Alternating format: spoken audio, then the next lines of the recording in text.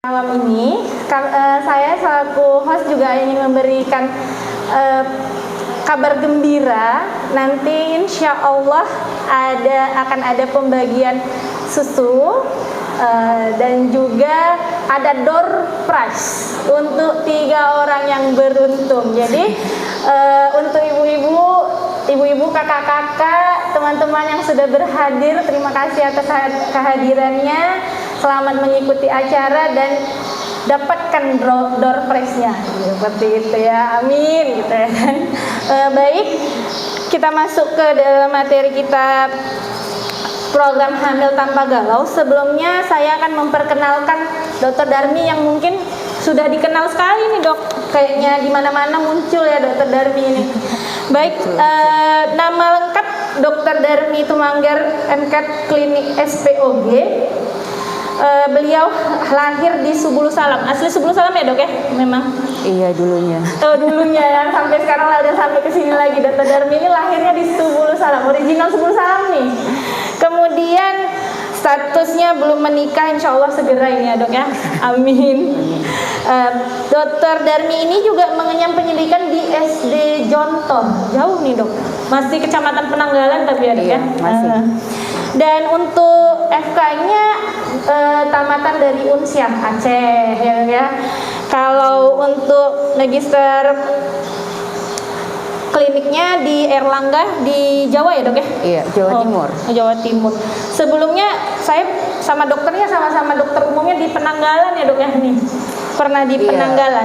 Dulu pernah tahun 2012. Wah, Dr. Darmi memang lahir di Subulu Salam, berkarir juga di Subulu Salam ternyata. Dan sampai saat ini selain di Rumah Sakit Umum Daerah Subulu Salam, Dr. Darmi juga masuk di Klinik Dian Utama Lestari.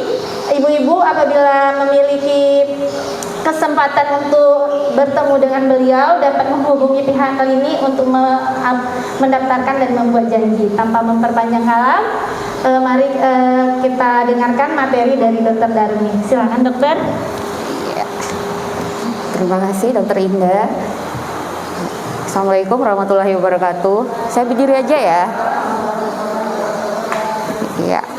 Sebelumnya saya mengucapkan terima kasih banyak untuk Dr. Afnita sebagai owner dari Klinik Dian Lestari. Terus sebelum ngadain acara ini sempat nanya-nanya, kita mau bikin, waktu itu awalnya mau Instagram live, tapi mungkin banyak yang harus dibahas. Akhirnya saya usulin untuk mini seminar, jadi bisa langsung bertatap muka.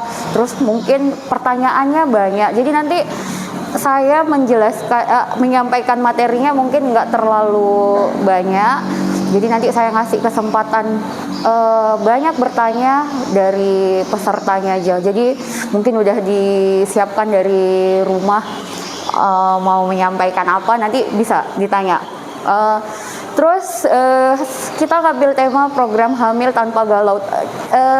Jadi saya kasih bocoran bahwa kita membahas ini bukan berarti dengan ikut seminar ini terus membuat ibu-ibu sekalian berpikir, oh ternyata program hamil itu sulit gitu. Bukan. Jadi saya di sini berbagi wawasan sama ilmu, istilahnya membuka cara pandang kita untuk menilai program hamil itu seperti apa, bagaimana, dan sebaiknya apa yang harus kita lakukan kayak gitu.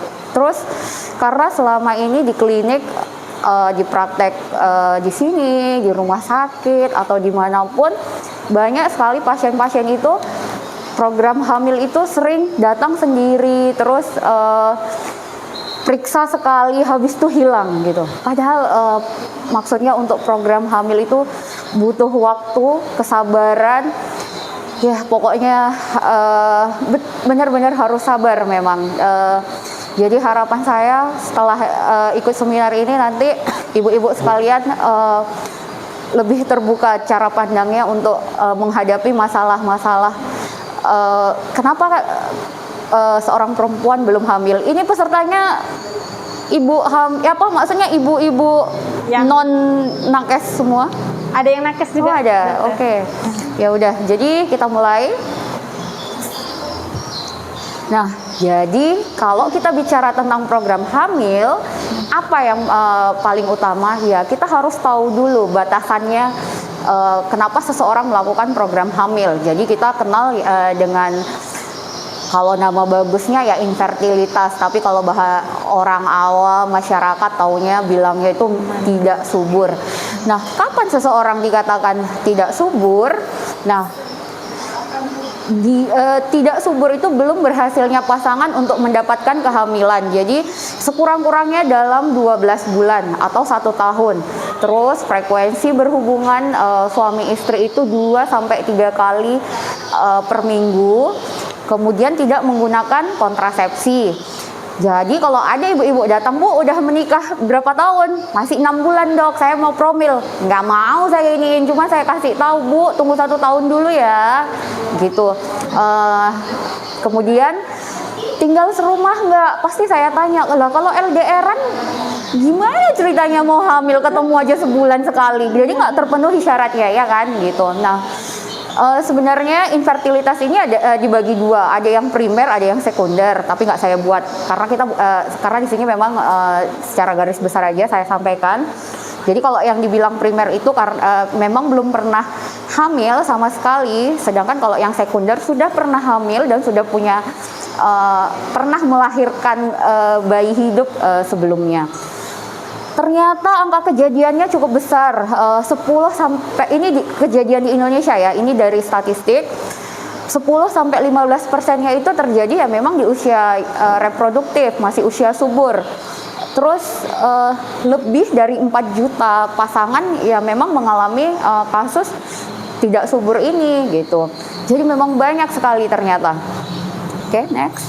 Nah, seringnya nih yang beredar, apa yang boleh dan tidak boleh untuk meningkatkan kesuburan. Ini yang saya buat di sini cuman sebagian karena memang yang pertama yang harus kita lakukan memang adalah konsumsi makanan yang mengandung asam folat, vitamin C dan DHA. Jadi bisa didapat dari misalnya kalau buah itu alpukat, terus minyak ikan. Kalau vitamin C banyak ya. Nah, terus yang nggak boleh apa? Seperti kalau gaya hidup sekarang ya suka makan makanan cepat saji, terus makanan yang olahan yang mengandung tepung, makanan kemasan. Nah, ternyata memang di satu penelitian di Australia terbukti 40% wanita yang hobinya makan yang ada di situ itu cenderung susah untuk mendapatkan kehamilan setelah dievaluasi bahwa tidak ada kelainan di organ reproduksinya. Jadi kadang kalau pasien datang ke saya pasti nanya juga gitu kan, ya nanti paling pasiennya senyum-senyum aja, iya dok katanya. Mungkin memang benar untuk zaman sekarang agak susah kita menghindari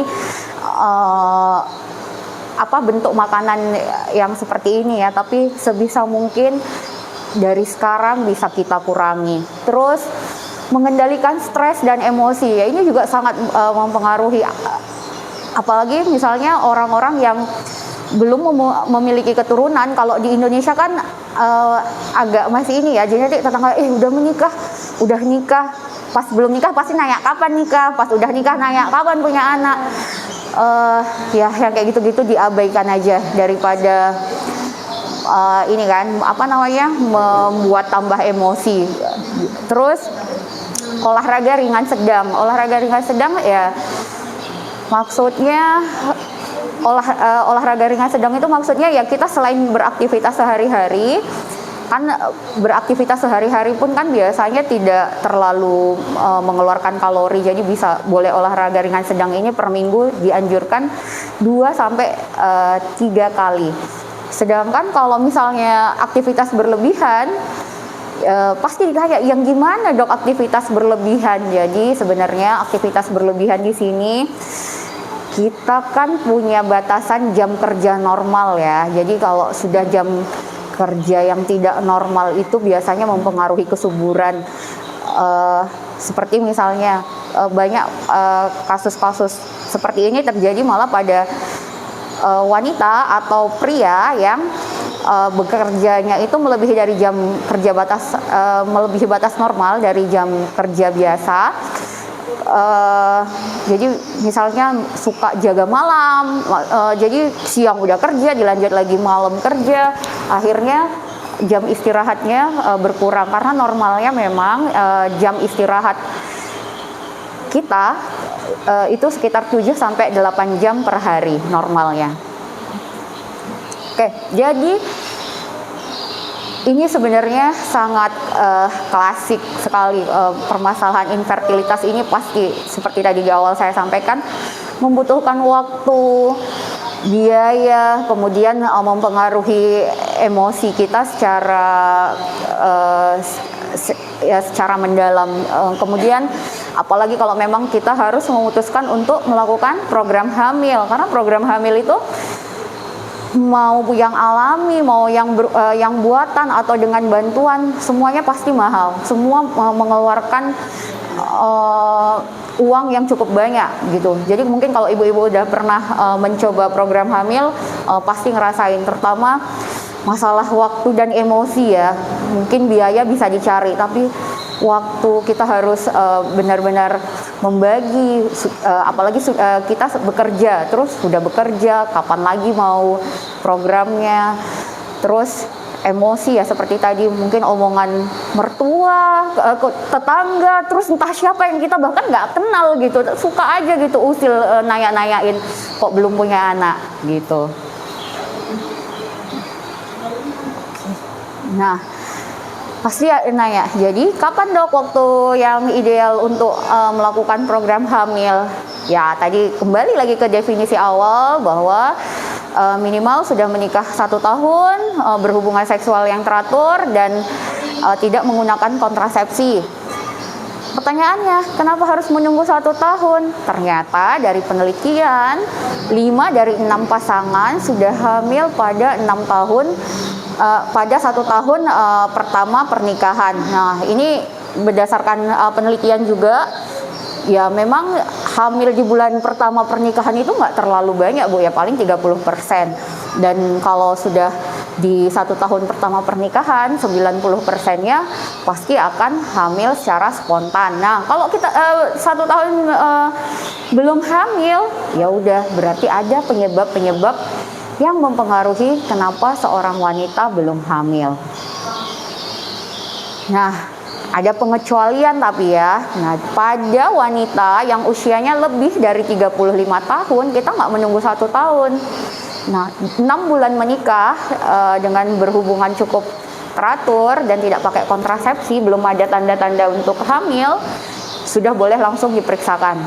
Kemudian kalau ada keluhan, misalnya gangguan haid, nyeri pada saat haid, atau ada permasalahan saat berhubungan seksual, misalnya nyeri saat berhubungan seksual, ya langsung diperiksakan. Jangan sampai kondisinya berat, membutuhkan tindakan operasi. Nah, itu akan mempengaruhi makin susah hamilnya gitu. Jadi kalau sudah menikah ada keluhan-keluhan ini, sebaiknya langsung diperiksakan. Cuman masalahnya ya memang di Indonesia budaya kita kan ya gitu ya, kalau nggak berat sakitnya nggak akan pernah periksa, biasa gitu. Jadi pas datang pasti kondisinya sudah berat.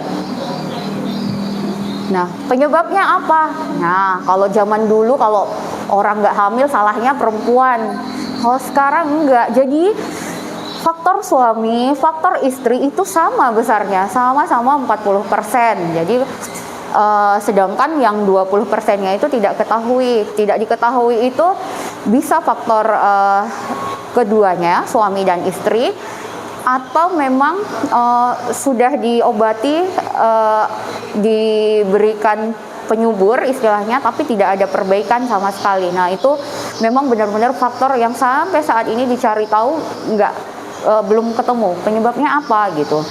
Jadi kalau misalnya ibu-ibu udah diperiksa ternyata nggak ada masalah, berarti ibu-ibu masuk di 20% ini kemungkinannya ya.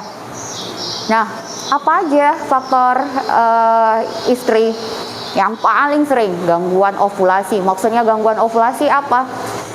tidak ada sel telur matang yang dihasilkan oleh indung telur kita. Seringnya pada kasus PCOS, nanti ada penjelasannya di belakang. Terus siklus haid yang tidak teratur. Siklus haid tidak teratur ini banyak. Ada yang haid, tidak haid, jarang haid atau tidak haid, atau malah haidnya berlebihan. Kemudian ada gangguan hormonal, terus gangguan pada saluran kehamilan, biasanya sih ada infeksi. Jadi bisa infeksi karena ada infeksi berasal dari panggul atau memang ada endometriosis. Terus ada infeksi atau tumor pada rahim, bisa juga karena obesitas atau underweight. Jadi kalau obesitas ini berat badan yang berlebihan, kalau kriterianya kita katakan obesitas untuk perempuan Asia itu indeks massa tubuh lebih atau sama dengan 29, atau malah terlalu kurus. Jadi terlalu kurus, indeks massa tubuhnya itu kurang dari 18.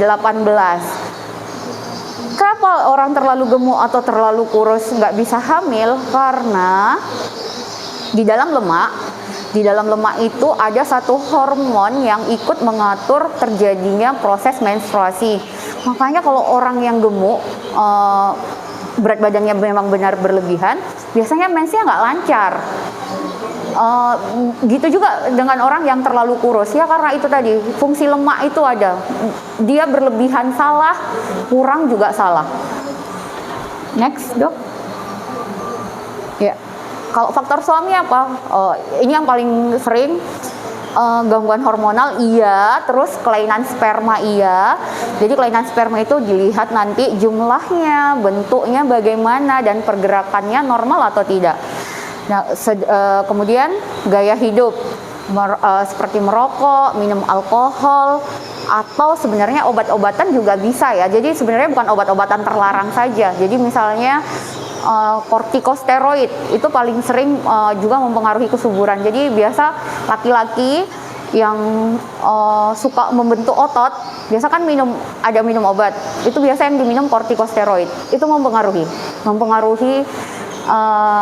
mempengaruhi produksi sel spermanya. Terus mungkin menderita penyakit menular seksual seperti gonore, pernah dengar ya Bu, yang kencing nanah, sipilis, yang gitu-gitu, itu mempengaruhi. Sama juga seperti perempuan, berat badan terlalu berlebihan atau kurang juga mempengaruhi. Kemudian lingkungan kerja dan aktivitas yang berlebihan. Lingkungan kerja yang bagaimana yang mempengaruhi kesuburan seorang laki-laki? Itu biasanya lingkungan kerja yang memang beracun, seperti pabrik pestisida, jadi pabrik-pabrik kimia gitu biasanya mempengaruhi. Terus aktivitas yang berlebihan, biasanya dia sudah kerja seharian, terus pulang kerja masih olahraga, tiap hari harus olahraga, kan ada ya laki-laki kayak gitu. Nah itu juga mempengaruhi kualitas sel spermanya. Terus, jadi ini kita bahas yang tadi, saya akan membahas yang lebih sering pada wanita saja.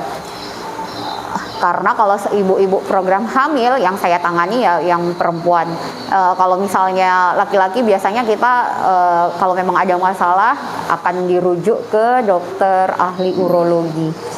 Nah, permasalahan yang paling sering mempengaruhi wanita tidak hamil, siklus haid yang tidak teratur. Bagaimana siklus haid yang normal? Siklus haid yang normal itu 28 hari. Rata-rata 28 hari, tapi dikatakan normal 21 sampai 35 hari itu, rentang waktu itu masih dikatakan normal. Bagaimana cara menghitung siklusnya? Jadi siklusnya itu dihitung dari jarak antara hari pertama haid yang sekarang dengan hari haid pertama sebelumnya. Jadi kalau misalnya jaraknya 21 hari ya masih normal ya. Terus durasinya rata-rata 5 hari. Tapi dikatakan normal 3 sampai 7 hari itu masih normal. Jumlahnya sekitar 80 cc per hari. Jadi kalau sudah terlalu banyak, ganti pembalutnya berulang-ulang, jadi kemungkinan sudah tidak normal. Kemudian kalau ada nyeri atau kram ringan di hari awal dan biasanya mereda tanpa obat. Kalau ketemu hal-hal yang seperti di sebelah kanan saya ini, jarang haid atau tidak haid, kemungkinan bisa ada PCOS atau gangguan hormonal. Haidnya memanjang, mungkin bisa didapatkan miom atau polip di lapisan dinding rahim, atau ada penebalan dinding rahim.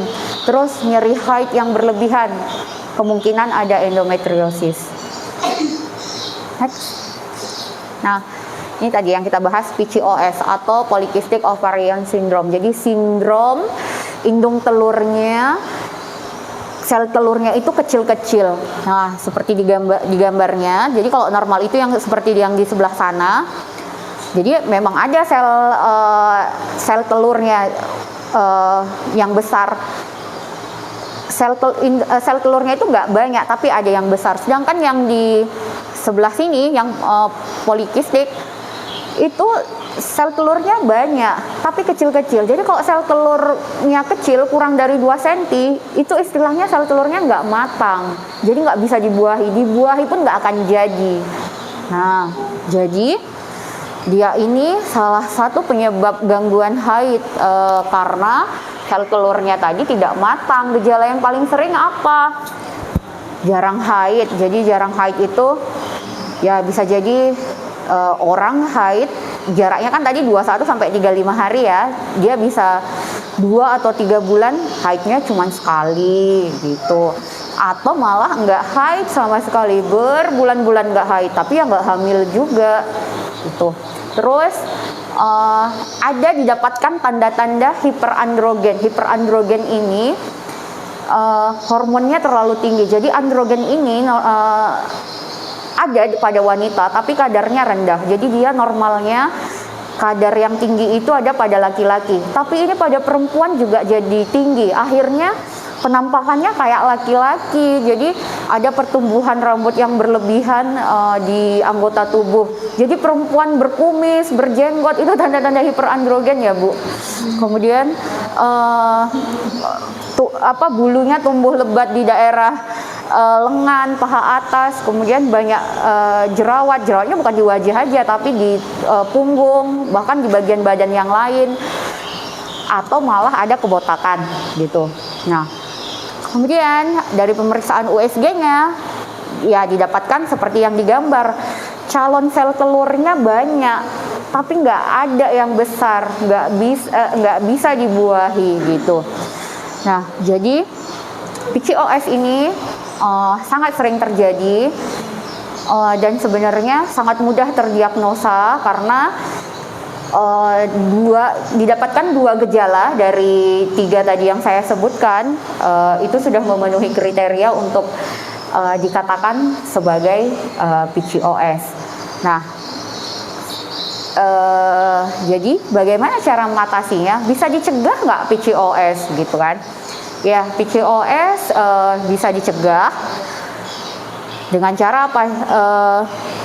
Sebagian besar PCOS ini memang pasiennya pasti obesitas, jadi berat badannya pasti berlebihan. Jadi yang paling sederhana ya tetap diturunkan berat badannya 5-10% dalam 6 bulan. Jadi menurunkan berat badannya itu nggak langsung drastis gitu, malah sebenarnya tidak boleh. Jadi menurunkannya itu perlahan, tapi dengan perlahan nanti tubuh kita lebih lama untuk bisa mempertahankan kondisi tersebut. Nah, lainnya apa? Bisa berolahraga sedang 2-3 kali per minggu.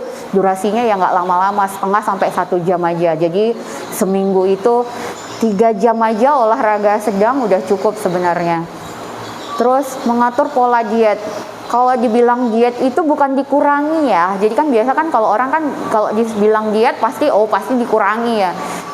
Enggak. Jadi sebenarnya yang dikatakan diet di sini adalah kita harus tahu mana yang boleh jumlahnya kita konsumsi banyak, mana yang sebaiknya dikonsumsi sedikit. Jadi yang di sini untuk penderita PCOS yang boleh dimakan dalam jumlah besar itu yang mengandung protein dan serat, sedangkan untuk kalori dan lemak itu sebisa mungkin dikurangi. Karena kalau memang konsumsinya masih diperbanyak, ya resiko PCOS-nya ya tetap tinggi. Kemudian ternyata 75%-nya berhasil untuk bisa teratur haidnya tanpa pengobatan gitu. Tapi ada juga pasien PCOS yang enggak gemuk. Nah, kalau misalnya pada pasien PCOS yang tidak gemuk, biasanya kita melakukan pemeriksaan laboratorium.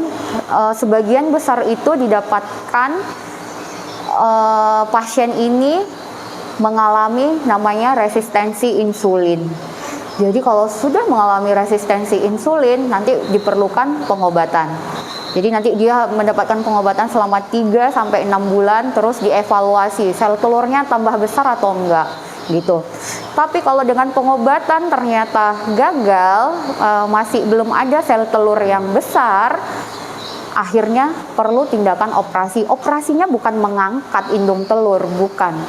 Tapi operasinya itu membuat si indung telur ini mengurangi produksinya. Jadi sel telurnya nggak banyak-banyak lagi. Jadi diharapkan sel telur yang tertinggal itu sedikit tapi bisa membesar. Jadi ukurannya diharapkan lebih dari 2 cm. Nah, kemudian endometriosis. Nah, kalau endometriosis ini paling banyak sebenarnya. Jadi karena apa? 50 sampai 60% wanita yang tidak subur ternyata didapatkan menderita endometriosis. Apa sih endometriosis ini? Pernah dengar, Bu? Mungkin banyak yang ngalamin tapi nggak tahu ya. Jadi endometriosis ini normalnya, jadi dia pertumbuhan jaringan endometrium. Si endometrium ini normalnya tumbuh di lapisan dinding rahim, tapi akhirnya dia tumbuh di luar dari rahim. Di gambar ini ada yang seperti, nah ini posisi yang paling sering terjadi tempat tumbuhnya si endometriosis itu. Jadi dia tumbuh sudah tidak normal. Jadi dia pergi ke tempat lain istilahnya. Yang bawah dia mengenai kandung kemih. Jadi pasien-pasien dengan endometriosis ini keluhan yang paling sering itu apa? Nyeri haid hebat. Jadi nyeri haidnya itu bukan di hari pertama atau kedua saja. Sepanjang haid dia nyeri. Pokoknya asal haid nyeri. Nah, bisa juga nyeri berkemih saat haid. Kok bisa? Ya iya, karena ternyata endometriosisnya tumbuh di kandung kemih. Kemudian bisa juga nyeri saat berhubungan dengan suami, atau nyeri saat buang air besar juga bisa. Jadi itu dikarenakan si endometriosisnya mengalami perlengketan dengan usus gitu. Jadi kalau memang ibu-ibu sekalian ada yang mengalami keluhan nyeri haid hebat yang nggak normal, nah itu harus hati-hati, curiga mengarah ke endometriosis. Next. Nah, kenapa wanita dengan endometriosis susah hamil? Nah, ini karena dia merusak struktur dari organ-organ, tidak hanya organ reproduksi wanita, tapi dia juga merusak struktur di sebelahnya, yang ada di sekitarnya. Jadi kalau misalnya dia bisa mengenai saluran kehamilan. Jadi kalau misalnya saluran kehamilannya kena, kan jadi ada perlekatan, jadinya sel sperma itu jadi susah ketemu sama sel telur. Terus kalau misalnya dia mengenai indung telur, jadinya kista endometrioma, atau orang awam kenalnya dengan kista coklat. Pernah dengarkan ya, Bu? Nah itu, jadi kista coklat itu si endometrium itu udah nggak tumbuh pada tempatnya, tapi dia tumbuh di indung telur. Terus yang paling rentan yaitu yang kena tuba itu yang saluran kehamilan yang melengkung ya, Bu. Terus di indung telur itu yang paling sering kena. Terus dia ini peradangannya jangka panjang. Jadi ibaratnya dibilang peradangan jangka panjang itu kayak sebuah lahan terjadi kebakaran. Kebakarannya terus menerus. Jadi kayak misalnya kebakaran, apinya nggak mati sempurna. Jadi kan lama-lama ya dia meluas gitu. Akhirnya kena semua organ reproduksinya gitu. Terus karena adanya si endometriosis ini terjadilah penurunan kualitas sel telur dan endometrium. Jadi kalau bisa kita bilang sel telur itu kayak bibit, endometrium itu lahannya. Jadi kalau misalnya dua-duanya nggak subur, gimana bisa hamil gitu kan? Nah gitu. Jadi itulah sebenarnya untuk endometriosis ini permasalahannya sangat kompleks dan paling sering yang menyebabkan terjadinya infertilitas. Kemudian tumor pada rahim. Tumor pada rahim ini sebenarnya ada banyak ya. Jadi tapi yang paling sering diketahui itu pernah dengar kan ya, mioma. Jadi dia sebenarnya tumor jinak. Dia bisa mengenai di beberapa tempat. Jadi kalau miomnya mengenai bagian terdekat dengan dinding rahim, susah untuk hamil. Kenapa? Karena dengan adanya mioma di dinding rahim itu, misalnya sperma sama sel telur sudah ketemu, terus kan jadi embrio untuk menempel ke dinding rahim itu nggak bisa karena ada miomnya gitu. Makanya tapi tidak semua miom menyebabkan tidak hamil. Jadi hanya miom yang di situ yang namanya submukosal fibroid. Nah, itu yang paling sering bikin orang tidak bisa hamil. Kalau misalnya miomnya di luar, hanya di bagian ototnya saja, biasa sih kalau masih ukurannya kecil di bawah 5 cm masih bisa hamil. Tapi kalau miomnya terlalu besar, ya agak susah memang untuk hamil. Jadi kalau ibu-ibu ada pada pemeriksaan didapatkan miom, biasanya tergantung klinisnya bisa hamil atau enggak. Jadi tergantung apa yang kita dapat dari USG-nya. Nah, ini permasalahan yang banyak. Jadi kalau pasien-pasien biasanya datang dengan gangguan haid, itu sebagian besar kalau saya bilang pasiennya obesitas, overweight atau obesitas. Jadi kalau saya bilang ke pasiennya, Bu, diturunkan dulu berat badannya, nanti kalau berat badannya turun pasti haid, pasti Ibu ya bilang susah dok katanya. Loh kenapa? Saya bilang ya memang menurunkan berat badan ini satu hal yang ya gampang-gampang susah. Terus kembali ke keinginan kuat ya. Terus ya memang seperti tadi saya jelaskan, kalau untuk menurunkannya itu nggak boleh langsung tiba-tiba, tapi perlahan. Jadi misalnya penurunan berat badannya itu seminggu turun sekitar setengah sampai 1 kilo aja itu udah boleh loh Bu. Tapi perlahan perlahan tapi konstan istilahnya. Jadi jangan, wah saya udah turun dok seminggu 5 kilo katanya, terus minggu depan naik jadi 10, yang naik 10 kilo, ya nggak ada gunanya. Jadi sebenarnya menurunkannya itu yaitu tadi pelan-pelan tapi pasti. Jadi buat ibu-ibu yang sekarang mungkin overweight atau obesitas, boleh perlahan-lahan menurunkan berat badannya. Bukan dengan cara tidak makan ya Bu, jangan. Jadi kalau pasien-pasien nanya ke saya, dok gimana cara dietnya supaya berat badan turun? Ya bukan dengan cara tidak makan, bukan. Makan tetap, tapi diatur pola makannya, terus dihindari memang makan yang mengandung banyak bahan tepung atau yang mengandung gula banyak. Terus ya olahraga cukup, teratur, biasa turun kok. Mungkin ibu-ibu nggak percaya, saya dulu waktu zaman sekolahan berat saya 65. Tapi gara-gara COVID saya menurunkan berat badan, sekarang tinggal 50. Tapi saya menurunkannya enggak langsung. Jadi itu 1 tahun saya baru memang benar-benar bisa. Itu saya nggak sedang program hamil, tidak. Tapi memang karena celana saya udah nggak muat, jadi saya tiap hari bingung mau pakai celana semua kok kesempitan. Nah, jadi sebenarnya kita memang harus mencari motivasi bagaimana cara untuk menurunkan berat badan gitu. Jadi jangan bilang ini, udah saya coba kok dok, tapi saya nggak turun-turun gitu. Ya coba dulu, istiqomah dulu beneran, baru bisa kok, insya Allah bisa ya. Nah kemudian ini, selama ini udah ada yang pernah program hamil, udah apa Bu yang dicoba? Itu bukan program hamil, Ibu program hamil ketemu dokter kandungan nggak? Ketemu.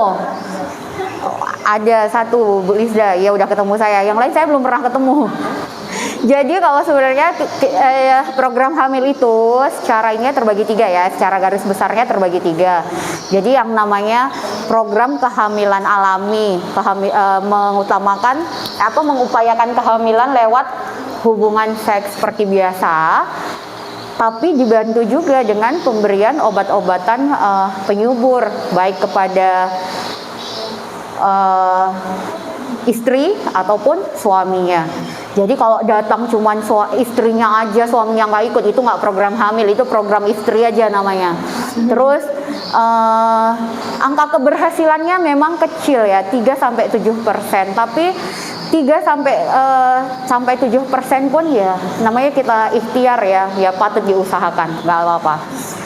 Kemudian inseminasi intrauterin atau inseminasi buatan, sudah ada yang pernah coba sampai tahap ini? Belum ada. Nah, jadi kalau inseminasi intrauterin ini sebenarnya mirip-mirip sama program kehamilan yang alami. Jadi nanti pasiennya kita evaluasi dulu, kita buat dulu sel telurnya besar-besar, terus nanti sel sperma suaminya yang diambil. Jadi tidak istilahnya pembuahannya itu tidak dilakukan hanya dari berhubungan saja. Jadi nanti sel sperma suaminya dipilih, dipersiapkan, baru dimasukkan ke dalam rahim saat sel telurnya sudah matang gitu. Jadi sebenarnya ini angka keberhasilannya lumayan tinggi sebenarnya. Tapi kadang belum sampai ke tahap ini pasiennya udah nyerah duluan, biasanya gitu. Terus bayi tabung atau fertilisasi in vitro. Nah, ini pembuahannya terjadi di luar rahim. Jadi baik sel telur ataupun sel spermanya dipertemukan itu di luar. Nanti udah jadi embrio, udah jadi daging istilahnya, baru dimasukkan ke dalam rahim. Yang dipilih ya memang sel telur dan sperma yang berkualitas tinggi. Angka keberhasilannya 40-50%. Jarang yang bisa sampai ke tahap ini. Kenapa? Karena membutuhkan biaya yang cukup besar. Jadi kalau bayi tabung di tempat saya sekolah dulu itu katanya paling murah se-Indonesia. Harganya berapa? 60-70 juta. Katanya murah. Ya, katanya orang-orang murah. Jadi kalau dibandingkan dengan center lain ya memang itu jauh lebih murah. Terus kalau kita lihat dari angka-angka keberhasilan kan nggak ada yang di atas 50% ya. Artinya apa? Sebagus apapun teknologi yang dilakukan, angka kegagalan itu tetap ada. Jadi istilah untuk memiliki keturunan ini ya tetap sebenarnya jadi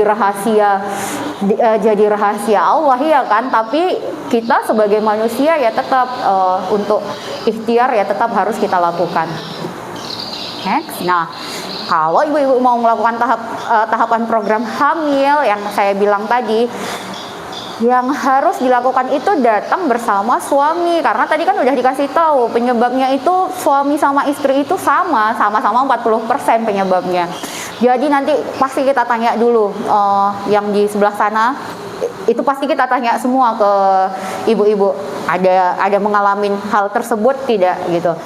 Jadi nanti setelah dari mungkin pertanyaan mungkin Bu Lisda udah tahu ya, jadi saya nanyanya kadang agak cerewet, agak panjang, lama gitu. Paling dokternya apa sih?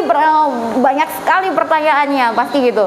Jadi memang yang harus kita cari tahu, kita gali itu banyak sekali gitu. Jadi nanti setelah dari pertanyaan itu baru kita kelompokkan apakah ada kecurigaan kelainan di saluran kehamilan atau ada permasalahan di sel telur. Nah, kalau misalnya ada kecurigaan di saluran kehamilan, jadi itu yang tadi saya jelaskan di kecurigaan di saluran kehamilan itu seperti endometriosis, PCOS itu tadi pasti langsung kita sarankan untuk dilakukan pemeriksaan lanjutan. Biasanya nanti diperiksakan juga hormon dari sel telur. Jadi diperiksakan masih tinggi atau enggak, atau sudah rendah, atau jangan-jangan kadar sel telurnya udah habis gitu.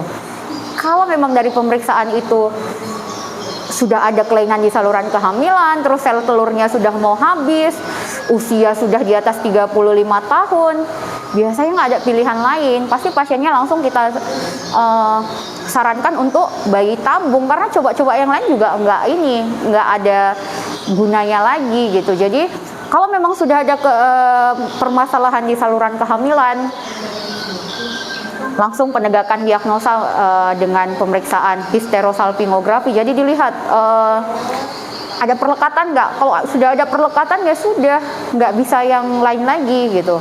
Nah, kemudian kalau memang kecurigaannya ke sel telurnya kecil-kecil kayak PCOS, boleh, masih bisa kita upayakan. Tapi kalau PCOS disertai endometriosis, ya pilihannya yang di atas itu tadi ya.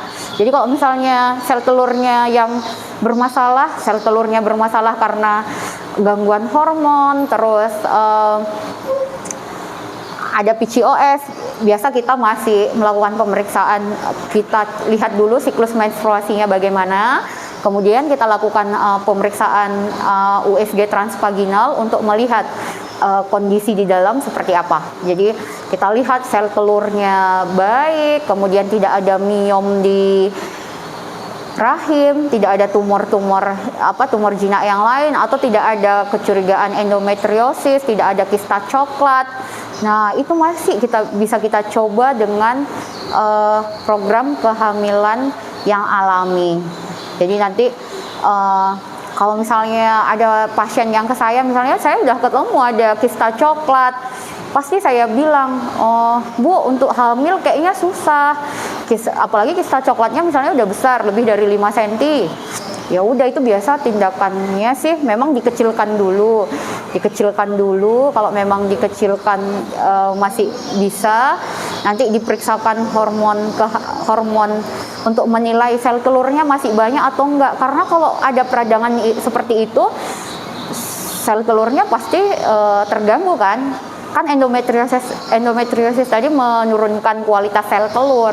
Jadi kalau sel telurnya sudah rendah, ya tetap tidak bisa lagi kita lakukan program kehamilan yang alami. Akhirnya harus dirujuk ke rumah sakit yang lebih besar, ditanganin dulu endometriosis atau kista coklatnya, kemudian bisa diperbaiki atau enggak. Kalau enggak, biasanya ya tetap pasien-pasien itu pasti langsung disarankan untuk bayi tabung gitu. Jadi untuk kondisi-kondisi itu masih bisa kita upayakan yang kehamilan, program hamil alami, kemudian kita rangsang sel telurnya supaya minimal ada satu yang besar gitu. Jadi pada saat sudah ada yang besar, nanti diharapkan saat berhubungan teratur bisa terjadi pembuahan. Itu harapannya. Next. Nah, sedangkan pada suami apa? Nah, kalau suami kita lihat dulu organ reproduksinya bagus nggak, terus tanda seksual sekunder ada nggak. Jadi tanda seksual sekunder itu kalau pada laki-laki terbentuk jakun, terus suaranya berat kalau sudah usia besar kan. Kemudian testisnya ada di skrotum gitu. Terus nanti baru kita lakukan pemeriksaan. Biasanya kita lakukan pemeriksaan dasar itu analisa sperma. Jadi untuk melihat jumlahnya cukup nggak, bentuknya bagaimana, normal nggak, kemudian pergerakannya gimana, bagus atau enggak. Nah, kalau misalnya normal berarti bukan faktor suami yang bikin tidak hamil. Kalau misalnya salah satu dari 3 yang saya sebutkan tadi tidak normal, ya dicari faktor penyebabnya. Nah, faktor penyebabnya apa? Ya sama dengan yang di sini, kayak varikokel. Varikokel itu pembuluh darah di skrotumnya besar-besar, terus mungkin ada infeksi. Infeksi itu ya bisa karena penyakit menular seksual, kan yang sudah ada sebelumnya di suami tapi kita nggak tahu. Terus ada kelainan imunologi, atau ada penyakit endokrin. Penyakit endokrin itu kayak diabetes atau penyakit tiroid, bisa mempengaruhi kualitas sel sperma. Kemudian atau memang ada kelainan bawaan dari lahir. Nah, bisa jadi juga iatrogenik. Jadi iatrogenik itu misalnya dia jatuh, kecelakaan, terus mengenai organ reproduksinya, bisa. Atau ada penyakit sistemik. Penyakit sistemik itu apa? Kelainan jantung misalnya. Jadi sebenarnya sangat kompleks sekali ya, kenapa seorang wanita nggak bisa hamil gitu. Jadi tidak sesederhana itu. Ya, oke, next. Nah, oke, habis ternyata. Jadi saya ngutip di Al-Quran aja dibilang, dan bahwasanya seorang manusia tidak akan memperoleh selain apa yang sudah diusahakannya, terus kelak akan diperlihatkan usahanya, terus diberikan balasan yang paling sempurna. Jadi kita sudah mengupayakan segala cara, tapi kalau ternyata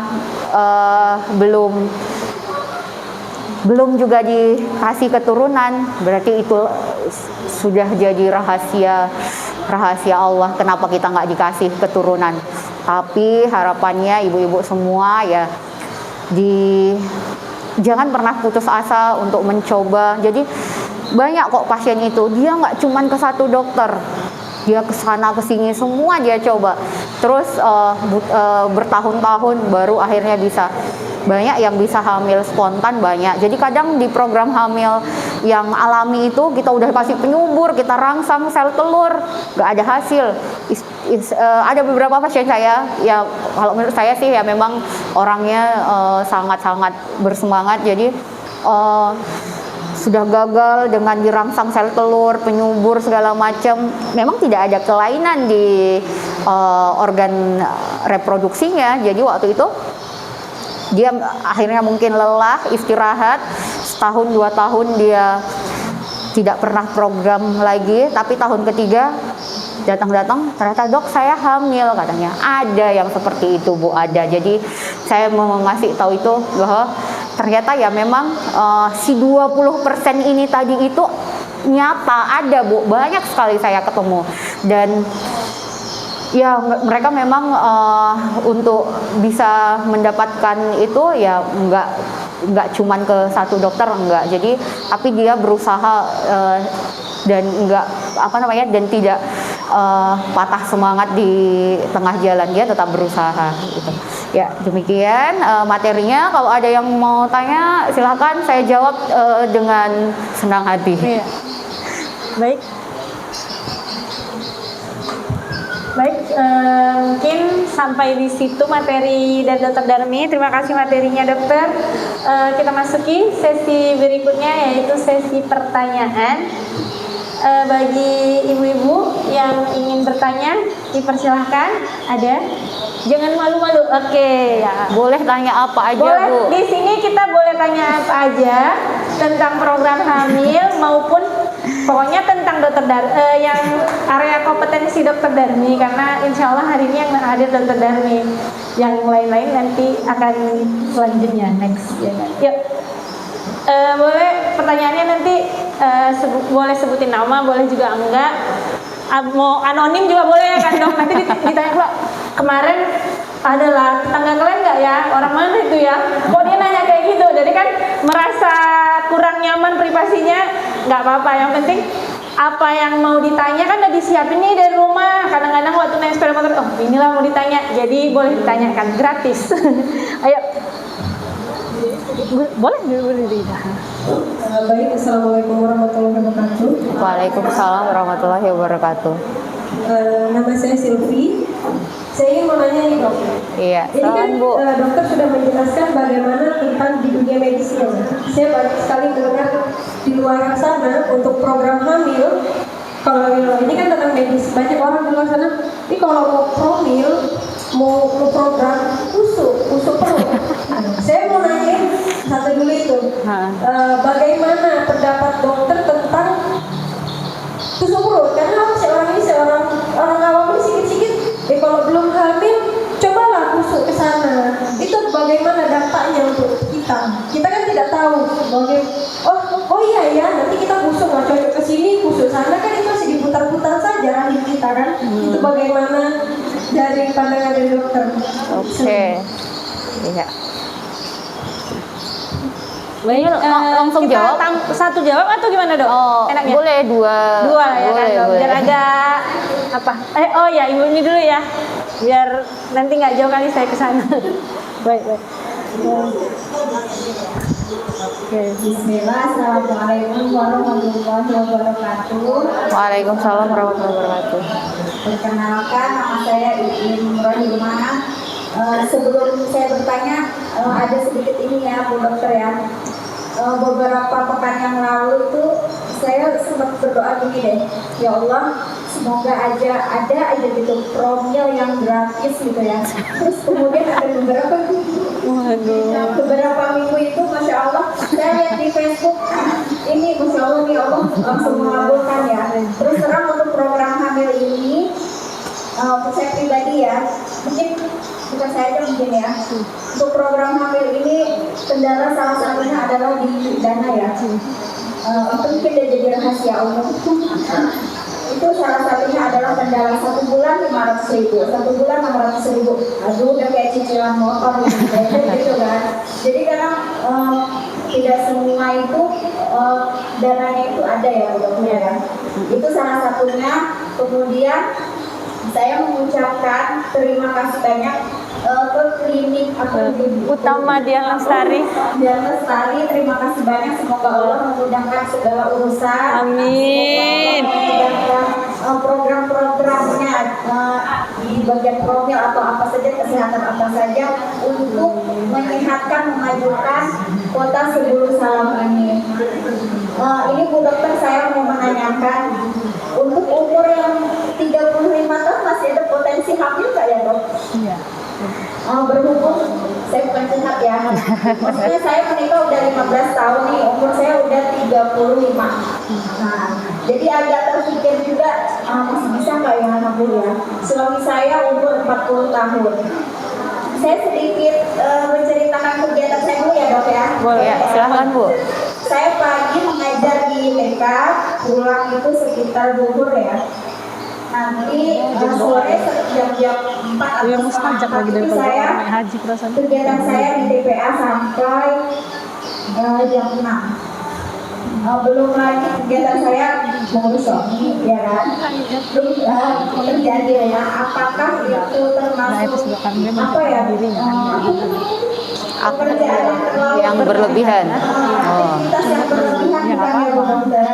Oke, terima kasih. Assalamualaikum warahmatullahi wabarakatuh. Waalaikumsalam warahmatullahi wabarakatuh. Baik, terima kasih untuk pertanyaan dan doanya Ibu. Boleh untuk Dokter Darmi untuk jawabannya atau komentar atau sebenarnya? Oke, untuk yang pertanyaan pertama ya dari Bu Silvi. Jadi kalau masalah kusuk, nah ini banyak sekali memang. Kalau saya bilang ya, kalau misalnya kita lihat dari secara medis, sebenarnya di kusuk itu tujuannya apa gitu? Apakah mau membenarkan posisi rahim maksudnya? Nah, sebelumnya kita tahu nggak, memangnya posisi rahim kita itu bermasalah atau enggak? Sudah pernah diperiksakan gitu. Nah, jadi memang kalau dari segi obstetri, ada posisi rahim yang susah untuk hamil. Sebenarnya dia tidak bisa kita bilang tidak normal. Jadi itu istilahnya variasi ya. Jadi normalnya memang posisi rahim normal itu fleksi, bahasa awamnya apa ya? pada jurusan ya, Kayak menekuk ke depan gitu posisi normalnya. Tapi ada yang menekuk ke belakang. Nah, yang menekuk ke belakang ini memang agak susah untuk hamil. Tapi bukan berarti dengan dikusuk akhirnya posisinya itu bisa berubah jadi menekuk ke depan. Nggak bisa. Dan itu sebenarnya tidak perlu tindakan bedah rekonstruksi, maksudnya harus diperbaiki posisinya, enggak, bukan posisinya yang dirubah. Jadi kalau memang didapatkan posisi rahim yang menekuk ke belakang itu, biasanya posisi berhubungannya yang berbeda. Jadi enggak kayak orang yang biasa, mungkin yang memang ternyata dari penelitiannya posisi berhubungan dengan cara bersujud. Nah, itu angka keberhasilannya lebih besar gitu. Jadi kalau saya secara pribadi pun melihat bahwa yang dikusuk-kusuk ini saya juga nggak paham tujuan selain posisi apa. Mungkin ya kebetulan ternyata setelah dikusuk ada yang hamil. Gimana? Mungkin kadang dikusuk jadi rileks ya. Terus ada yang bisa jadi hamil ya. Kalau saya bilang sih ya itu kebetulan aja mungkin gitu. Tapi kalau misalnya kita lihat dari berapa orang yang dikusuk, memangnya berapa angka keberhasilannya gitu. Soalnya kita kalau dokter pasti bicara angka, bicara angka, bicara statistik, sudah ngelewatin berbagai uji segala macam lah. Kalau ini benar kayak gitu. Jadi kalau saya ya Bu Silvi bilang tidak ada ini efek yang terlalu yang memang efek baik yang diambil, nggak ada. Bahkan di sini kalau saya bilang bukan cuman perkara nggak punya anak dikusuk, udah punya anak pun udah hamil pun lagi hamil dikusuk banyak. Nah itu yang sering bikin saya uring-uringan di rumah sakit. Ngapain dikusuk? Saya bilang. Terus tiba-tiba nanti belum saatnya lahir, ari-arinya udah lepas duluan gara-gara dikusuk. Nah kayak gitu. Terus yang untuk pertanyaan kedua dari Bu Iin ya. Jadi ya Bu Iin usia udah 35 tahun, aktivitasnya saya mau tanya lagi Bu, sebelumnya Ibu udah pernah periksa kondisi kandungan? Normal? Normal, ya. Jadi waktu itu dikatakan normal, terus berarti udah menikah sekitar 12 tahun ya? 15 tuh. Enggak, waktu 3 tahun yang lalu. Jadi waktu itu pernah ikut maksudnya ada usaha apa Bu? Saya ke dokter itu cuma beberapa kali aja sih dok. Kendala. Iya. Kemudian terakhir saya ini aja herbal aja. Oh iya. Oke Bu, jadi pertanyaan Ibu tadi usia udah 35 tahun masih memungkinkan nggak untuk program hamil gitu ya? Jadi pilihannya untuk wanita usia lebih dari 35 tahun biasanya kita ada pemeriksaan untuk menilai berapa hormon yang menghasilkan sel telur satu. Terus harus kita lihat cadangan sel telurnya masih ada atau enggak. Itu dulu Bu yang diperiksa. Kalau yang dua itu sudah tahu, baru kita bisa menentukan program hamil yang mana cocok buat Ibu. Nah, seringnya kalau sudah di atas 35 tahun, program hamil yang paling inseminasi buatan masih boleh kalau misalnya pemeriksaan dua macam ini tadi masih normal. Tapi kalau sudah tidak normal, jadi pilihan ibu adalah program hamil yang nomor 3 tadi, bayi tabung Bu pilihannya. Jadi kalau ibu nanya, dok saya masih bisa program hamil? Ya bisa Bu, kan umur ibu masih 35 tahun gitu. Ya gitu ya Bu. Oke. Itu untuk jawaban ibu-ibu. Ada pertanyaan lagi tadi sepertinya ya, bentar, dari ibu yang itu dulu ya, baru nanti ke ibu, jadi sudut-sudut kan Bu. Assalamualaikum warahmatullahi wabarakatuh. Waalaikumsalam warahmatullahi wabarakatuh. jadi dalam program hamil itu kan apa namanya, misalnya kan Gak apa-apa Bu, singkat, ungkapkan aja. istrinya misalnya bekerja gitu kan, suaminya sementara kerjanya jauh-jauh pergi gitu. Nah, jadi dalam posisi dalam hubungan itu sama-sama capek, itu apakah sangat besar berpengaruhnya atau bagaimana? Oke. Ya, itu mungkin Ya. Dok pertanyaannya. Dari Ya. pertanyaan di sini bukan juga harus dijudge. Oh, berarti nih hubungan rumah tangganya seperti ini nih, bukan? Ya, betul. Mungkin saja ada sanak saudara, tetangga, seperwiritan. Ternyata kita yang dapat kesempatan untuk ikut di acara ini, dia titip, nanti kalau di sana tolonglah tanyakan sama Dokter Darmi tentang ini. Boleh gitu, maksudnya bukannya harus tentang kita juga. Kalaupun tentang kita boleh, apalagi tentang kita sendiri. Baik, selanjutnya boleh Dok ya, Iya, satu lagi boleh. ya. Baik, Assalamualaikum warahmatullahi wabarakatuh. Waalaikumsalam warahmatullahi wabarakatuh. Di sini saya hanya ingin kalau bertanya kayaknya gimana ya, tapi hanya ingin mengeluarkan dan memberitahu, menceritakan jalan perjuangan saya gitu. Iya, silakan Jadi Bu. kan Dok, saya sudah menikah itu 8 tahun. Sudah beberapa dokter saya datangi, tapi hanya sekedar USG. Waktu itu sudah ke Medan, ke Sedikala, ke mana. Tetapi pertanyaan saya sampai sekarang Dok, kenapa kalau kita misalnya datang, datang diperiksa gitu kan. Kami orang awam yang bukan backgroundnya kesehatan itu kan tidak mengerti, kadang membaca hasil USG itu gitu kan. Nanti datanya kayak ini, oh bagus. Iya betul Dok. Belum ketemu saya berarti. Dokter Darmi berarti. Sama saya insya Allah mudah-mudahan ini jalan Allah. Amin, amin, amin. Semoga berhasil. Nah ada waktu itu saya jumpai laki-laki, bagus ini. Jadi bagaimana Dok? Apakah saya ada pisah? Oh tidak ada, bagus. Tidak ada. Udah gitu aja. Jadi saya bingung membacanya Dok. Dari sekali habis itu saya tidak datang lagi karena saya kecewa. Iya, sudah bayar mahal, tapi dia pelik dengan pertanyaan saya. Dia tidak menjawab. Ya, oke bagus ya, oke bagus ya. Tapi setelah yang kedua, waktu itu saya ke Medan, tapi hanya di klinik, dia menjelaskan karena saya bingung. Tapi nggak saya bingung. Dia menjelaskan, oh bagus begini, saya tanya lama memang Dok, lama.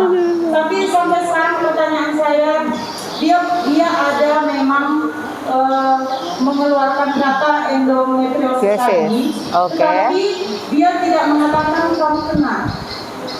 Iya, hanya dibilangnya ini kayaknya sepertinya penebalan dini terakhir. Nah, gitu saja Dok, dibilangnya nggak ada, oh ini kesini nggak ada. Terus saya tuh sempat nanya, jadi apa yang harus saya lakukan Dok? Apa yang harus saya lakukan Dok? Gimana? Oh langsung aja kamu ke rumah sakit. Hanya gitu aja dibilangnya Dok. Jadi karena yang seperti dokter bilang tadi itu, kami ini memang harus berjuang di biaya dan waktu. Kebetulan kan di Medan itu tidak ada saudara, jadi kan maklum saja Dok, sudah mengambil suami harus mengambil cuti 3 hari ke Medan aja udah berapa hari menunggu lagi begitu. Terakhir waktu itu saya di sana berobat, pulang, saya hanya mengirim obat. Jadi setiap bulan dokter itu obatnya ini ya, tebus di apotik. Jadi ada kawan disuruh tebus, ada sekitar 3 bulan. Waktu itu sekitar udah memang lama Dok, sekitar 2 tahun yang lalu. Jadi dari situ saya tambah gemuk Dok, badan saya naik karena pagi-pagi saya nggak lapar. Jadi karena sudah 3 bulan saya konsumsi obat itu, saya merasa aduh kok aku tambah gemuk ya udah. Jadi itu kan udah saya stop. Nah yang ketiga juga seperti itu. Jadi maksud saya begini Dok, kalau kami kan mungkin Dok udah luar biasa memang pengalaman kami tak kemana-mana, ya YouTube lah, Google lah, Facebook lah, buat kampung lah kan seperti itu. Jadi iya terus terang Dok, saya tahunya Dokter Darmi Tumanggal ini dari kemarin di Facebook, profil ini, makanya langsung saya ikuti. Mudah-mudahan insya Allah rezeki saya ada, saya akan program dokter. Ya, amin. Perempuan baru ini saya jumpai dokter, saya jumpai dokter khusus kandungan perempuan. Selama ini laki-laki, kadang ada. Pernah saya pergi sama suami saya, dia langsung melihat kemaluan saya, dia langsung membuka, memasukkan alat itu. Tapi di dokter lain dia ada foto pakai kain. Waktu di dokter yang satu itu, padahal katanya dia terkenal, dia bagus, tapi langsung dia melihat saya seperti orang melahirkan. Dari situ saya trauma, dan saya nggak datang lagi. Jadi saya bingung bertanya tentang apa. Jadi ini hanya saya men-share dan menceritakan apa perjalanan saya. Semoga menjadi motivasi untuk kita semua, dan semoga kita segera mendapatkan jodoh. Amin. Iya. Terima kasih, mungkin langsung dok. Oke, ya, terima kasih ya. Jadi saya mau jawab yang pertama. Suaminya jarak jauh, LDRan, terus terbeban, ya istilahnya ya terbebani lah ya karena pekerjaan, terus ketemunya jarang-jarang, pas ketemu ternyata kecapean. Mempengaruhi, sangat-sangat mempengaruhi. Jadi itu kita tidak cuma bicara bahwa kualitas sel sperma dan sel telurnya bermasalah, tapi secara emosi hal-hal seperti itu juga mempengaruhi ya Bu. Jadi makanya tadi kita bilang bahwa kita bilang tidak subur itu kalau memang frekuensi untuk berhubungannya normal. Jadi bukan LDRan. Biasa ketemunya berapa sebulan berapa kali Bu? Jadi dalam sebulan itu ada seminggu. Oh, seminggu. 3 minggunya di rumah. Atau 3 minggu nggak di rumah, seminggu baru di rumah. Gimana? Oh iya, jadi oke. Menikah berapa tahun? Langsung saya anamnesa di sini. Menikah berapa tahun? Baru 6 bulan. Baru 6 bulan. Oke, nggak apa-apa. Umur berapa tahun? 24. Kira-kira ibunya udah memenuhi kriteria tadi nggak? Belum. Nah, jadi nanti kalau misalnya ibu memang setelah 1 tahun terus usahakanlah suaminya tinggal tinggal dekat atau bersama dengan suami dulu. Kalau ibu nggak hamil juga, baru nanti kita ini.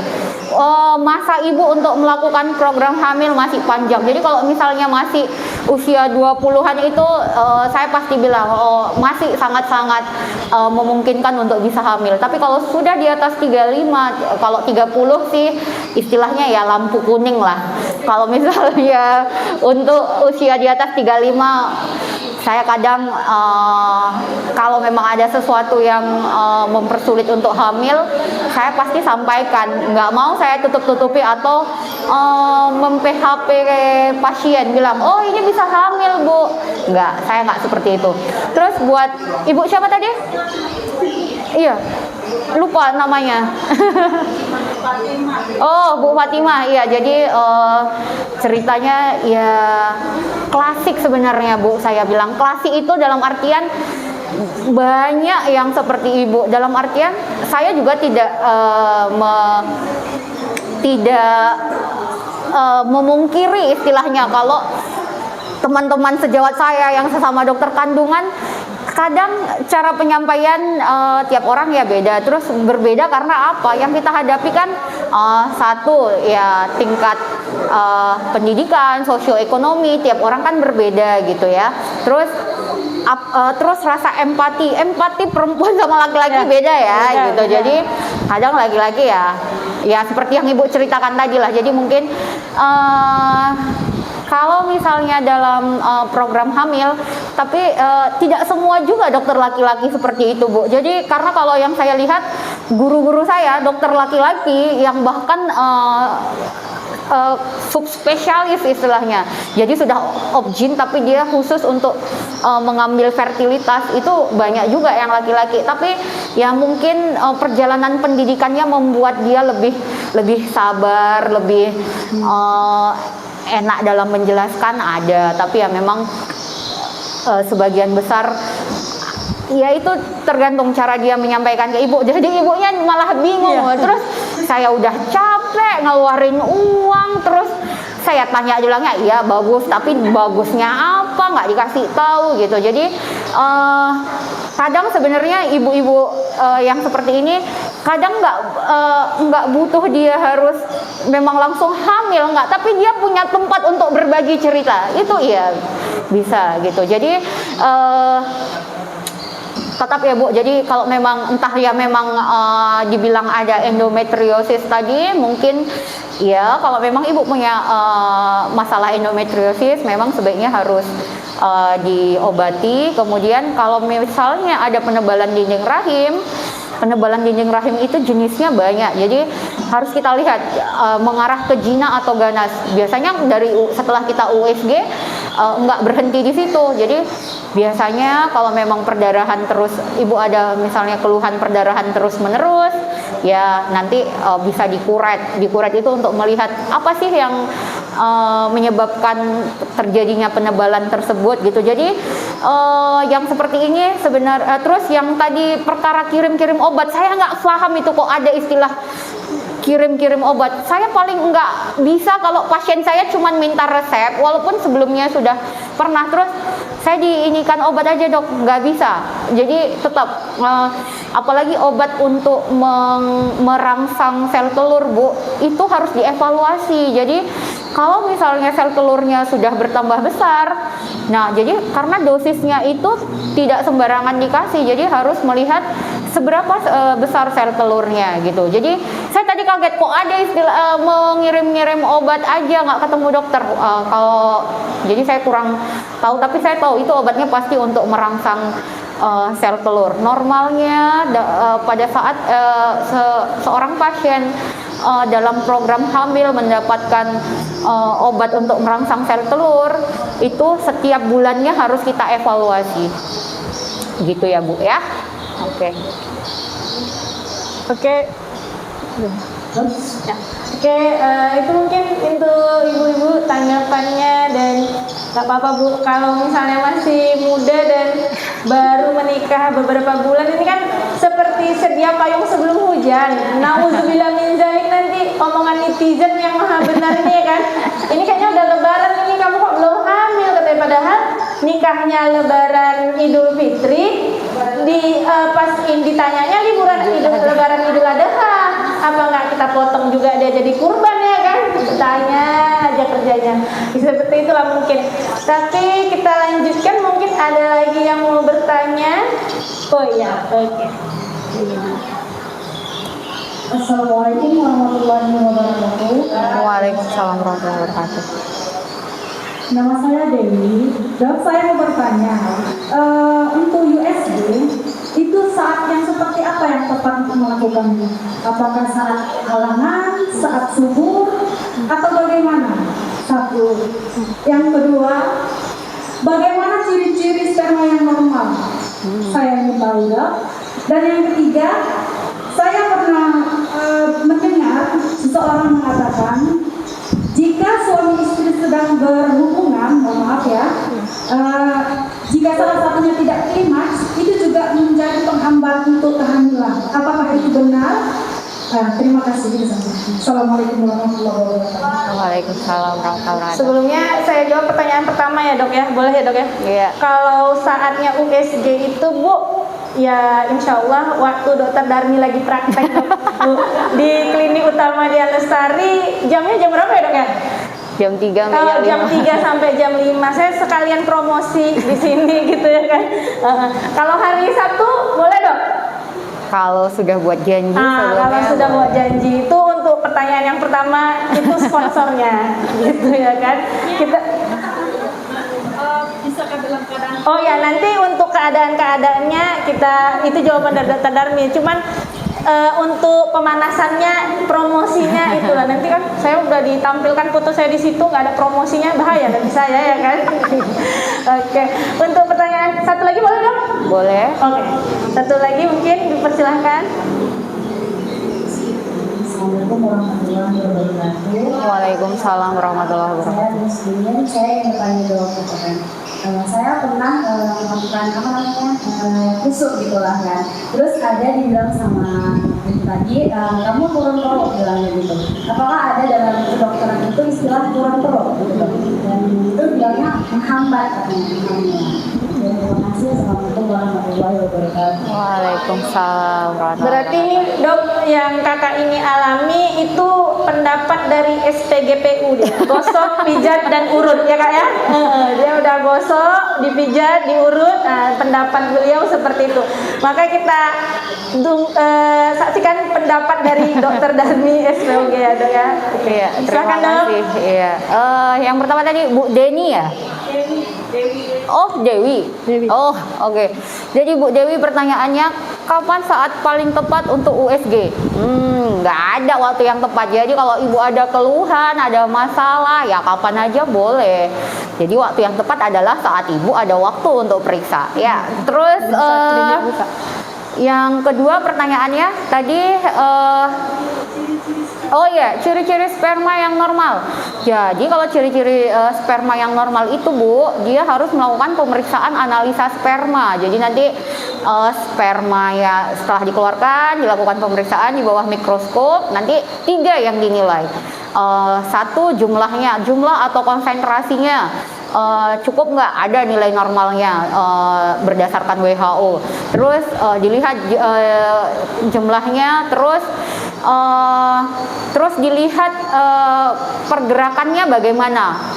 Pergerakannya cepat atau lambat. Jadi kan kalau sperma itu ya dilihat dia memang lincah atau enggak kayak gitu. Jadi yang mempengaruhi tadi ya itu tadi, entah kebiasaan merokok, minum alkohol, obat-obatan, banyak yang faktor ya tadi kan ada karena ada kelainan bawaan atau memang ya maksudnya ada penyakit-penyakit lain yang menyebabkan kualitas sel spermanya normal. Jadi harus berdasarkan pemeriksaan Bu. Jadi nggak bisa kita lihat ibu berhubungan lainnya suami sperma suami saya normal atau nggak bisa.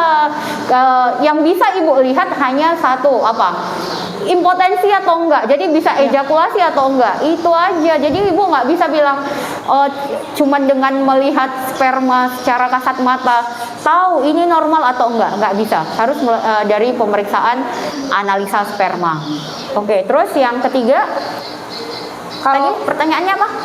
Klimaks. Oh iya, itu mitos ya Bu ya. Nah, jadi tidak melihat karena pertanyaan yang sering itu tidak klimaks atau kurang bergairah atau istilah apa lagi lah gitu. Itu biasa memang pasien nanya, itu mempengaruhi nggak dok seseorang jadi tidak hamil? Ya nggak ada hubungannya sebenarnya ya, karena ibu atau suaminya klimaks atau enggak, yang penting kan spermanya keluar atau enggak, itu yang penting. Terus posisinya sudah benar atau belum, ya itu yang penting.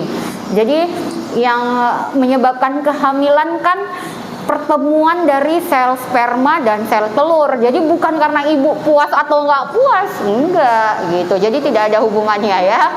Puas nggak puas bonus ya dok ya? Iya, betul. Puas nggak puas bonus itu bisa diulang kalau puas nggak puas. Oke. Kemudian tadi pertanyaan dari ibu siapa tadi? Bu Agus ya Bu ya? Oh iya, Bu Agustin. Jadi tentang dikusuh. Spesialis gosok pijat urat Bu. Perut turun ya, bukan peranakan turun ya. Saya sama. Jadi ini tadi yang tadi saya bilang bahwa yang seperti ini sebenarnya bukan yang mau hamil aja, yang sedang hamil pun dikusuk ya gitu. Terus pasien datang-datang USG ke saya bilang, dok posisi bayinya benar kan dok? Iya, kenapa Bu? Soalnya kemarin saya kusuk, katanya peranakan turun. Langsung saya, peranakan turun. Kalau peranakan turun ya ibu nggak mungkin hamil, saya bilang gitu. Jadi di bahasa medisnya kalau peranakan turun itu kalau di bahasanya kita sih itu prolaps. Prolaps itu artinya apa? Keluar rahimnya. Jadi bukan turun, nggak ada ya Bu. Jadi istilahnya peranakan turun tuh nggak ada. Jadi gimana caranya turunnya? Ibu nggak pernah melahirkan kok. Jadi kalau misalnya orang-orang yang terjadi istilahnya, kalau dalam artian saya peranakan turun itu rahimnya yang turun karena otot-otot yang menyangga rahim itu jadi tidak elastis, ya itu faktor penyebab yang pertama apa? Sudah sering melahirkan normal. Jadi kalau melahirkan karena operasi nggak masuk hitungan karena dia nggak ngeden kan pas melahirkan. Terus yang kedua aktivitas yang suka angkat-angkat berat. Jadi akhirnya otot-otot yang menyangga rahim itu jadi kendor seperti itu. Jadi sebenarnya nggak ada ya Bu. Jadi kembali lagi kalau yang perkara orang kusuk-kusuk ini ya entah dia bergurunya ke siapa, saya pun nggak tahu. Maksudnya kan secara ini mereka tidak mengetahui anatomi dari organ reproduksi kita seperti itu ya Bu Agustin. Oke. Baik, jadi kalau mau tahu turun atau enggak, berada di tempatnya atau enggak, mungkin lebih baik nanti lihat di USG aja biar jangan berprasangka-sangka gitu ya Dok ya. Baik, mungkin ada sesi pertanyaan terakhir sepertinya ya Dok ya. Mungkin ada yang ingin bertanya lagi, ada yang ingin mengungkapkan isi hati, iya boleh. Assalamualaikum warahmatullahi wabarakatuh. Waalaikumsalam warahmatullahi wabarakatuh. Nama saya Sani. Saya nggak tahu Dok, entah mau cerita, entah mau bertanya. Ceritanya gini Dok, saya kan di bulan Februari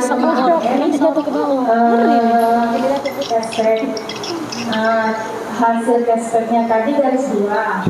Nah setelah garis 2 kebetulan saya punya adik bidan, jadi saya kirimlah sama adik saya tadi kan.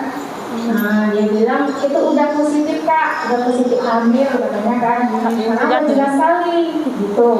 Terus saya pernah yakin kan Dok, saya tanya sama kawan saya lagi bidan lagi, datang dia dibilangnya juga itu udah 2 bulan deh katanya, udah 2 bulan kehamilanmu katanya kan. Nah saya antara bahagia, sedih, nggak tahu gitu lah kan, karena saya udah menjalani 2 tahun lah pernikahan. Setelah itu saya kurang yakin, pergilah saya ke dokter, saya bawa cashbacknya tadi, saya periksa lah ke dokter USG. Nah di USG tadi sudah nampak memang, sudah nampak kan, cuma Bu ini agak rawan katanya, perjalanan saya dari Subuh Salam ke Longkit. Pelongkit kan jalan itu jauh ya. Jadi dikasih lah obat, nggak tahu obat ini entah obat apa kan Dok, saya juga nggak tahu. Jadi saya bilang begini, Dok saya nggak disuntik. Biasanya kan kalau di bidan ada suntik penguat namanya kan gitu. Nggak usah saya kasih pil aja katanya. Oke. Setelah itu pulang lah kan Dok. Setelah 2 hari keluar darah. Darah tadi agak-agak ada gumpalan, banyak gitu, dan saya rasakan nyeri.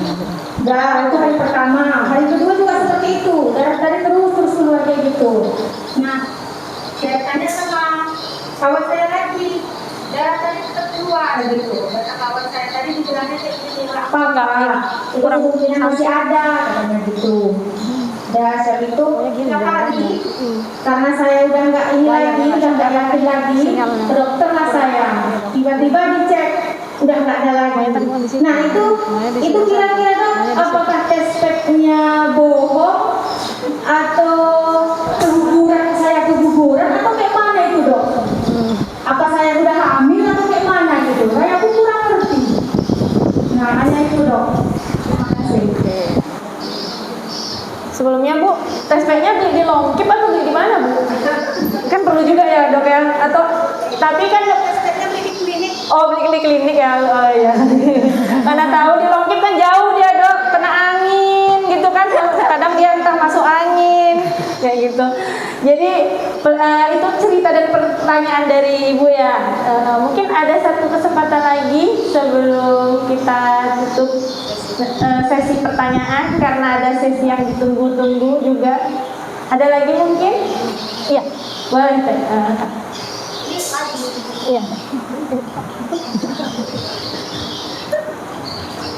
Baik, jadi kan tadi ada sempat dokter menjelaskan tentang ciri-ciri sperma yang bagus dan untuk pengecekan. Kebetulan 3 minggu yang lalu kan saya sudah konsul dengan dokter. Dokter menyarankan saya beberapa bulan lagi saya simpan dengan dokter membawa suami kita tes kan gitu kan. Jadi saya mau nanyakan di sini di klinik Dian Lestari apakah sudah bisa kita untuk membawa suami kita untuk tes sperma? Kan selalu suami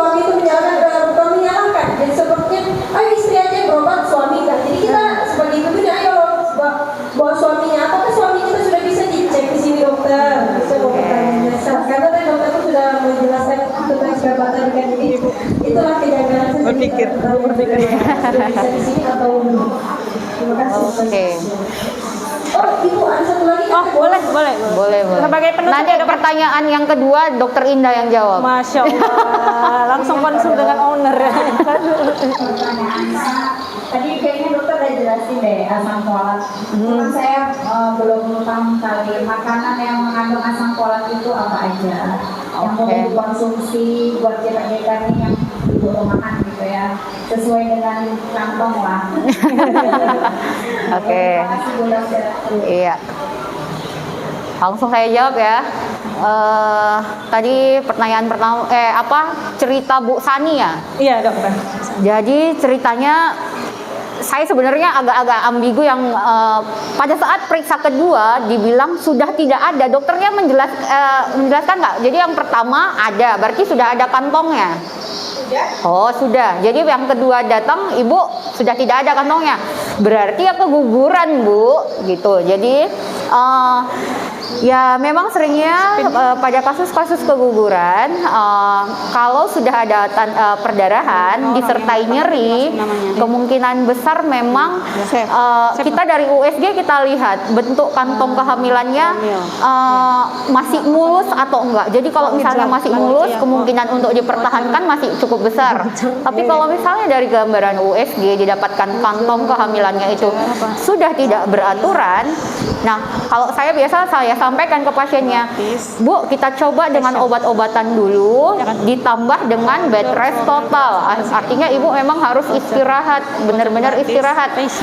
Kalau dengan pemberian obat dan istirahat ternyata masih perdarahan, kemungkinan besar memang kehamilannya tidak dapat dipertahankan gitu. Jadi sebenarnya zaman sekarang udah jarang ya Bu obat penguat kandungan itu yang disuntikkan. Kita lebih sering memang pakai yang oral atau tablet yang diminum. Jadi nanti minumnya selama 5 sampai 7 hari. Setelah itu kita evaluasi pasiennya masih ada keluhan enggak, terus kantong kehamilannya masih bagus atau enggak gitu. Jadi kalau memang pasien yang jadi yang kasus pertama ibu datang itu namanya ancaman keguguran. Jadi kalau pada kasus tersebut memang normalnya pasien harus istirahat total. Jadi kalau ibu masih melakukan perjalanan jauh yang kata ibu jalannya tadi ya lumayan mengguncang lah ya. Jadi itu pasti kemungkinan besar akan memperberat dan mempercepat terjadinya proses keguguran itu sendiri. Gitu Bu Sani ya. Terus tadi dari Bu Iin ya, asam folat. Kalau asam folat pada makanan yang paling banyak itu sebenarnya di kalau yang paling murah ya kacang-kacangan lah ya Bu. Entah itu kacang hijau, entah kacang merah. Kacang merah. Nah, itu banyak kandungan asam folatnya. Kalau dari buah ya seperti alpukat, banyak Bu, alpukat, kemudian buah naga atau buah bit merah itu juga. Ada nggak ya di sini bit merah? Tapi saya pernah lihat ada kayaknya. Ada kayaknya. Cuman jarang-jarang ya. Nah, nanti kita cari. Itu ya Bu. Terus tadi untuk pertanyaan Bu Silvi ya nanti dijawab oleh Dokter Indah selaku ini. Sudah bisa atau belum ya Dok? Ya kebetulan ada ibu owner. Gimana Dok? Sebenarnya sudah dalam Assalamualaikum warahmatullahi wabarakatuh. Waalaikumsalam. Di sini nanti mau manajemen. Jadi saya memang visi kita dalam klinik ini salah satu yang ingin kita unggulkan adalah layanan ibu dan anak. Jadi memang saya sering komunikasi sama dokter Gali, yang satu kita kan daerah saya Islam. Senang sekali rasanya ada seorang dokter optimal wanita, apalagi orangnya seperti dokter Gali ya, komunikatif, ramah. Bagaimana kalau kita menjadikan klinik ini value-nya satu di bidang tersebut. Memang untuk laboratorium kami berusaha sekali untuk melengkapi, memang kendalanya mungkin biaya ya. Biaya untuk alat-alat canggih ini kan besar sekali, yang kami cicil sedikit-sedikit. Ada beberapa permintaan seperti pemeriksaan toksoplasma, itu kita masih kerjasama dengan lab dari luar. Untuk yang sampel-sampel yang memungkinkan kami kirim, kami bantu kirim. Jadi untuk pemeriksaan virus, seperti tokso atau kapsnya kami bisa bantu kirim. Tapi untuk analisis sperma, kemarin saya sudah coba komunikasikan dengan laboratorium di Medan. Apakah bisa sampel kita kirim ke Medan, ambil di sini? Mungkin kita hanya menambah biaya transport. Nanti untuk harga mungkin bisa kita negosiasi supaya tidak terlalu tinggi. Tapi kemarin kendalanya memang yang ditakutkan stabilitas di perjalanan 5 jam ini. Jadi mereka tidak menjamin dan kita memang sedang memikirkan itu jalan keluarnya. Karena memang saya dengar di daerah lain mereka bisa kirim ke beberapa lab ini. Kita sudah telusur beberapa lab di Medan yang kira-kira bisa menerima apakah nanti mungkin karier sampelnya tadi yang kita cari yang bagus kita bisa tahan 5 jam. Tapi saya belum bisa pastikan untuk 1-2 bulan ini kami mendapatkan lab yang bisa membantu untuk memeriksa itu. Karena untuk pemeriksaan sperma ini memang agak susah. Bahkan ada yang perlu sampai di Jakarta ya di perjalanan ya. Iya, tergantung ini ya. Tergantung jenis pemeriksaannya. Tapi memang analisis sperma dasar kita udah coba ajukan. Nanti kalaupun seandainya kami sudah bisa pasti kami umumkan. Mudah-mudahan doakan saja bisa supaya dokter Darmi juga makin bisa membantu ibu-ibu di sini supaya kita punya omongan, nanti omongannya gantian saya ngurusin. Assalamualaikum warahmatullahi wabarakatuh. Baik, itu jawaban dari Dr. Afnita selaku owner klinik Utama Dian Lestari. Sepertinya udah semua pertanyaan ya dok ya? Iya, nambahin dikit ya. Boleh, nambahin dulu ya. Soalnya dari tadi memang kendala terbesar dalam program hamil itu kan tadi saya nanya, udah pernah program hamil Bu? Udah periksa ke dokter? Udah, tapi ya ini kan maksudnya memang untuk kondisi infertilitas memang nggak ditanggung BPJS ya Bu. Jadi kalaupun ibu minta rujukan ke puskesmas nggak akan dikasih gitu. Nah, seringnya saya kalau memang evaluasi pertama saya biasa tetap melakukan di klinik. Jadi kalau misalnya dari evaluasi saya ternyata memang tidak ada kelainan-kelainan, jadi istilahnya bisalah kita coba untuk program kehamilan yang alami. Jadi biasa untuk evaluasi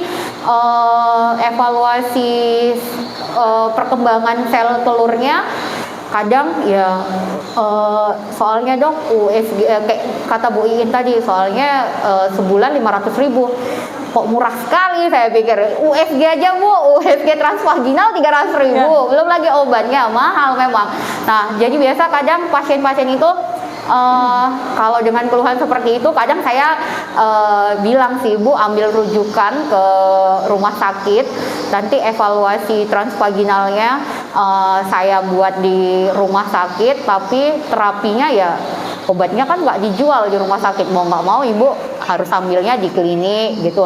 Kadang saya memberikan keringanan seperti itu, jadi nanti ngambil rujukannya misalnya ke puskesmas, ya jangan bilang untuk program hamil, karena permasalahan ibu sampai program hamil apa dulu, misalnya entah gangguan menstruasi. Kalau gangguan menstruasi bisa dirujukkan ya dokter Indah, bisa. Nah seperti itu, atau misalnya ada permasalahan lain yang memang tidak bisa ditangani di tingkat puskesmas, boleh minta rujukan ke rumah sakit. Jadi biasanya untuk evaluasi transvaginalnya saya lakukan di rumah sakit, tapi untuk obatnya ya tetap dari klinik karena memang nggak ada di rumah sakit itu sih. Jadi kadang ya kasihan juga pasien-pasien di sini, maksudnya banyak.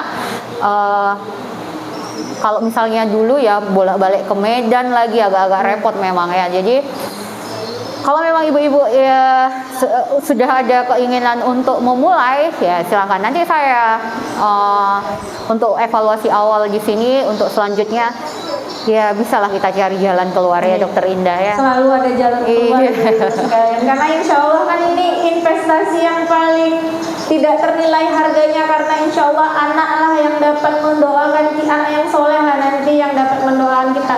Bukan berarti juga yang belum punya keturunan tidak ada juga amal jariahnya, bisa dari ilmu yang bermanfaat insya Allah. Amin. Baik, itu saja mungkin penutup dari Dr. Darmi. Untuk panitia lucky draw namanya door prize akan kita spin kita akan lakukan pengundian. Nanti nomor yang keluar akan mendapatkan kesempatan emas sebesar 24 karat. Kesempatannya enggak. Ya, kesempatan emas mendapat pembersihan facial dari klinik utama Dian Lestari melalui Dearora Beauty. Ya, Dearora Beauty lah dok ya namanya. Ya, karena seperti yang kita ketahui juga